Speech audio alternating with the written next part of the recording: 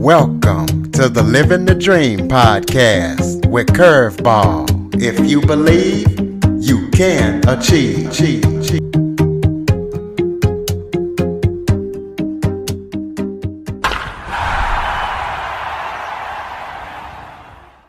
Welcome to the Living the Dream with Curveball podcast, a show where I interview guests that teach, motivate, and inspire. And tonight we're going to be talking about overcoming challenges as I am joined by best-selling author, international actor, and speaker, Andrew Mondia.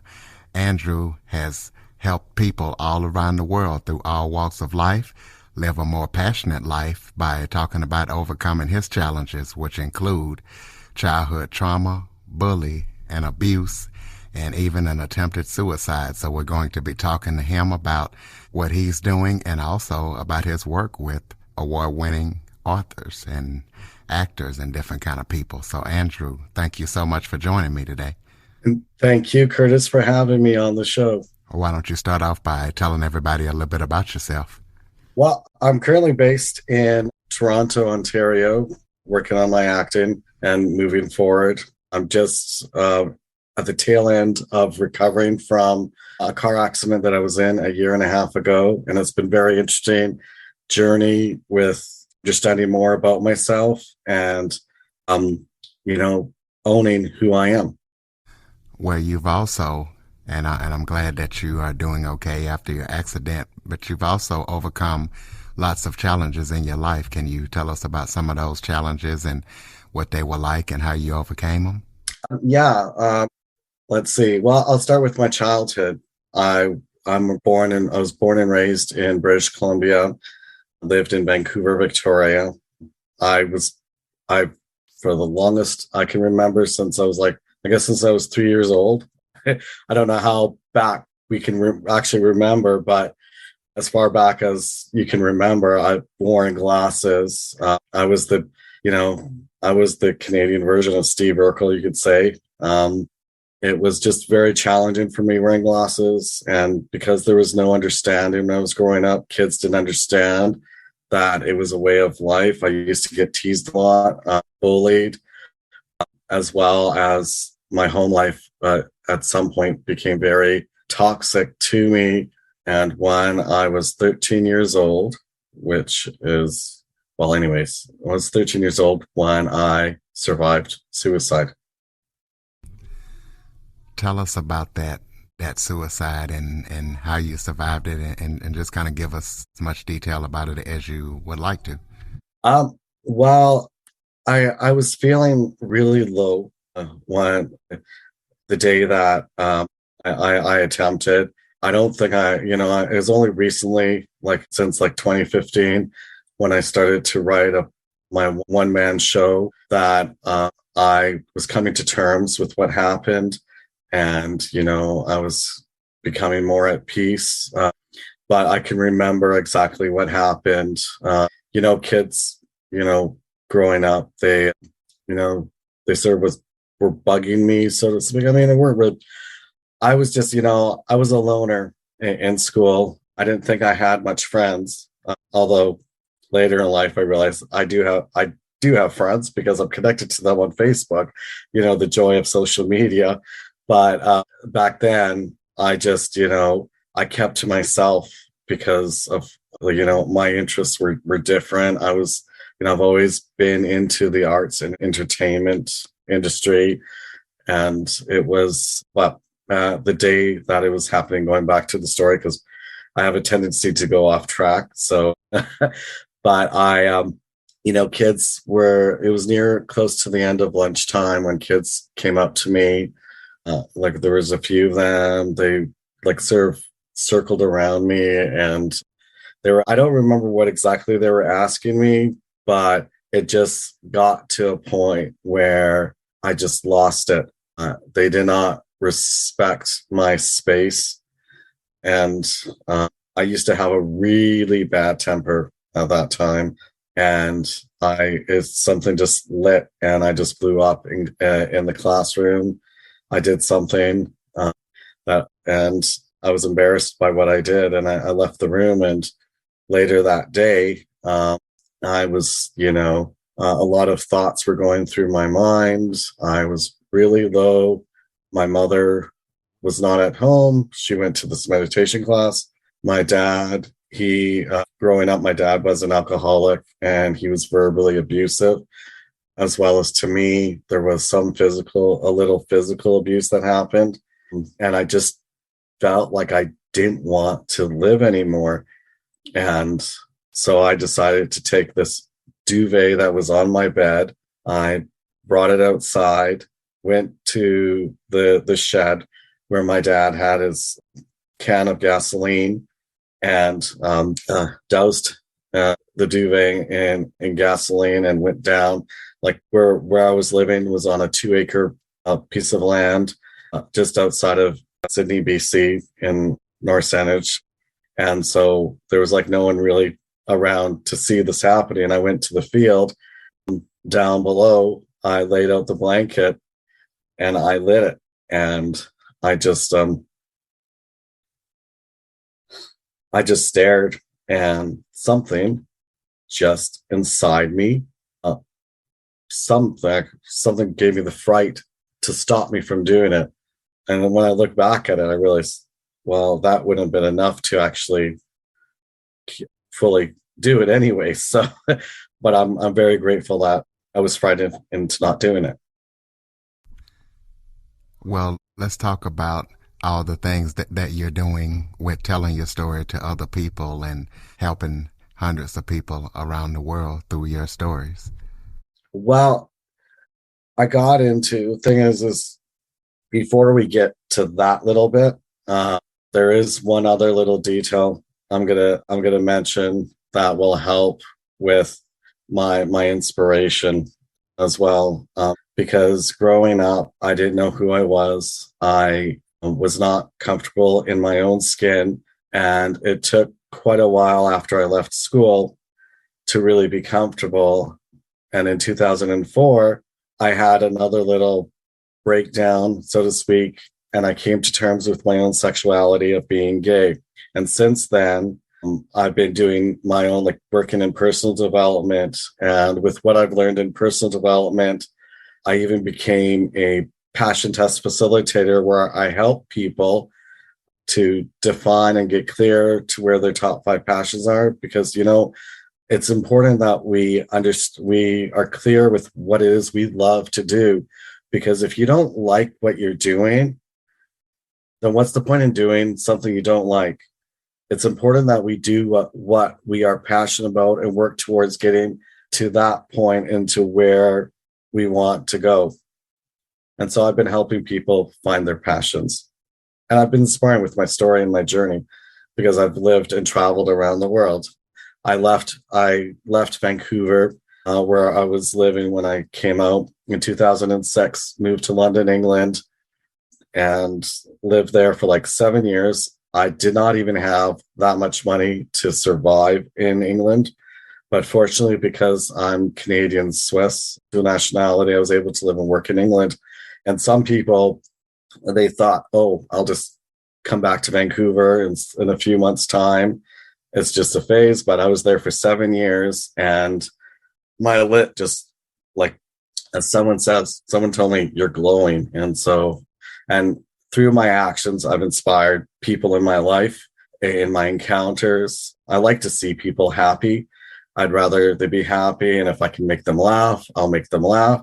Even just like a person on the street, if I can make them laugh, that's what I'll do.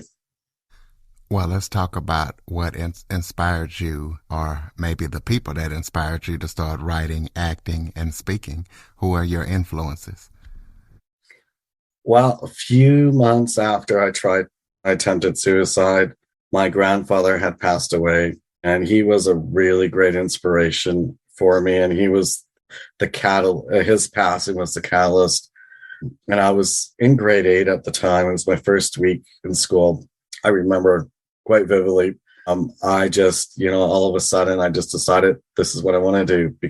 I want to pursue a career in entertainment because I'd been doing it for a few years.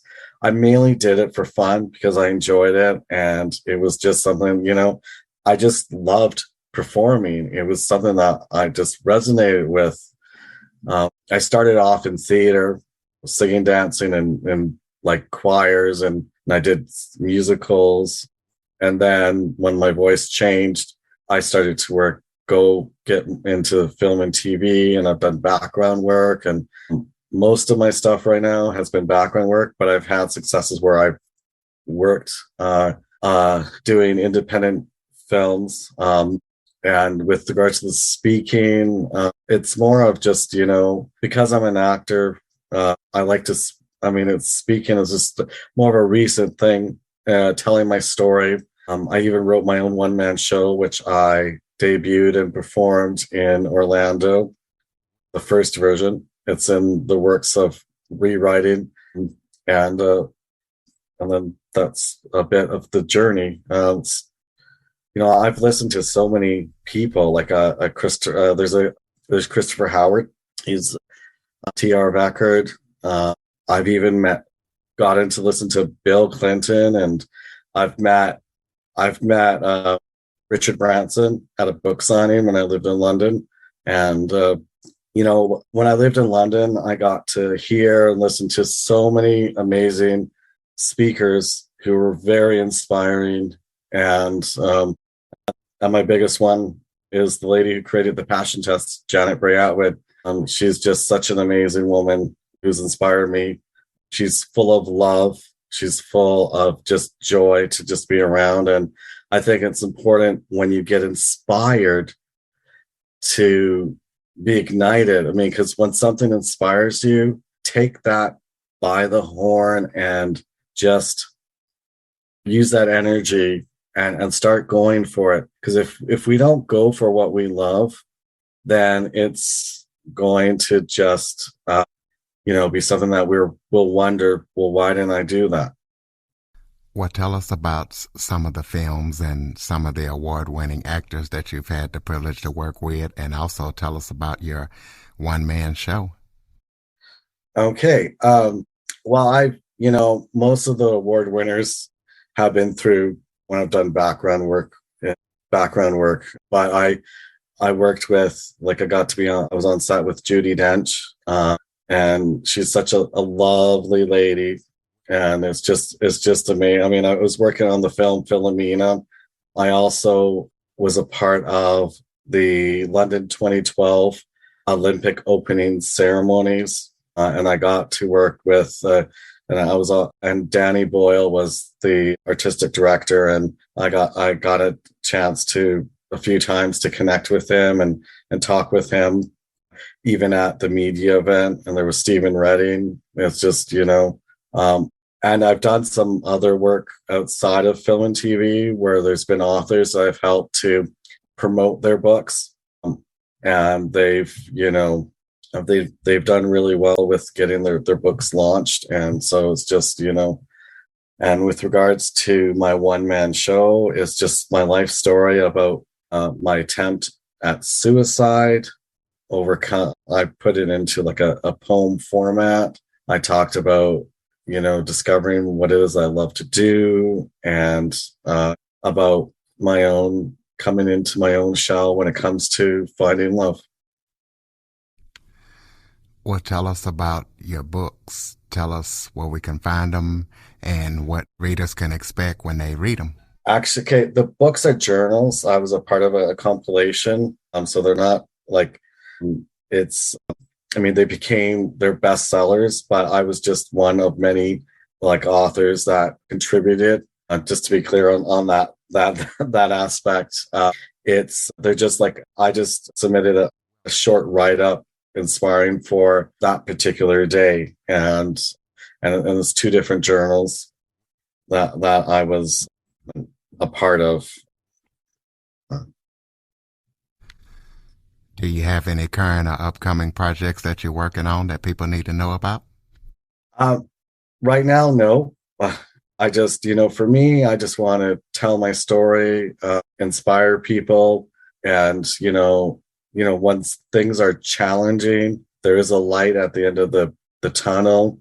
My most recent person that I've been listening to is Dee Wallace, and her radio show Dee Wallace, and she's well known for the movie E.T. She also has a healing community, and I've just been, moving forward, and I'm even in the process of working on another one-man show where it is character driven, inspired by Lily Tomlin. Go ahead and throw out your contact information, any websites, social media links, so people can stay connected with you and see everything that you're up to. On social media, it's at Andrew Mondia, and that's my last name spelled Mondia. And so I'm on Facebook, I'm on Twitter, Instagram. Well, Twitter is not so much, but Instagram and Facebook are the big places. And also I'm on LinkedIn. Okay, close us out with some final thoughts. Maybe something that I didn't touch on that you would like to talk about, or just any final thoughts for the listeners. Well, go on an adventure. I've lived and traveled around the world. If we don't take a step outside our own comfort zone to explore something more than what we're used to, we're just going to be stuck in the same pattern. Even if it's just something small, do something in the unknown, because the more you step into the unknown, the more life will be an adventurous. And I know from experience, because when I left London, I moved to Switzerland. I took a chance when I left Switzerland. I did not know where I was going to be when I moved over to Switzerland. And then the opportunity arose for me to live in China and teach English. And I taught English for 10 months in China. And I just, I took the experiences along my way to just move forward. And I've been learning every day to trust my own intuition. We all have intuition. We all have that gut feeling as to what is right and what is wrong. And it's important that we learn to trust more in that, in where we want to go. Because if we don't listen to that, we can fall prey to the ego. And sometimes the ego is not quite accurate. I know that from romance experience, being scammed. So it's just very, situations can lead you in paths that you did not expect to be on as a result of not listening. And it's also a protective instinct. The more we trust our intuition, the more we'll be in tune with where we want to go. All right, ladies and gentlemen, there you have it. Andrew Mondia. Be sure to follow him on social media and keep up with everything that he's up to.